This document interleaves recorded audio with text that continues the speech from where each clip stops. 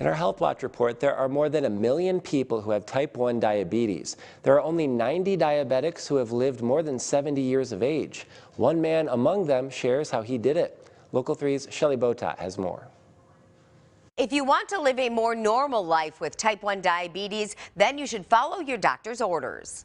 85-year-old Don Ray can't remember a life without diabetes. As a child, Don could not go to gym class. He couldn't play sports. He couldn't even play hide and seek. Because if you were to hide and they can't find you and you have an insulin reaction or a hypoglycemia, you might really be in trouble because they will never find you.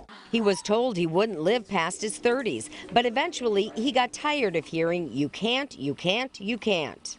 I would go to gym class when I started school, kindergarten, first grade, and I'd sit in the chair in gym class and I'd watch these kids, and I knew I could do this because I just knew I could do this. Don and his dad started playing catch, and that turned into 20 years of playing football and 30 years of baseball. And he did it because he followed the rules. What rules? First, make sure your blood sugar is in check, between 80 and 130 milligrams. If it's too low, eat some carbs. But don't forget to check while you're working out. If they are going to exercise for an hour, they have to check it in 30 minutes again to make sure they are still in the safe zone. But don't take too much insulin before your meal or before your workout. So if you are going to exercise after lunch, for lunch, you take less insulin so that it's safer for you. And if you're working out after dinner, be careful as well. You don't want any overnight complications. If you take care of the disease will take care of you. I don't believe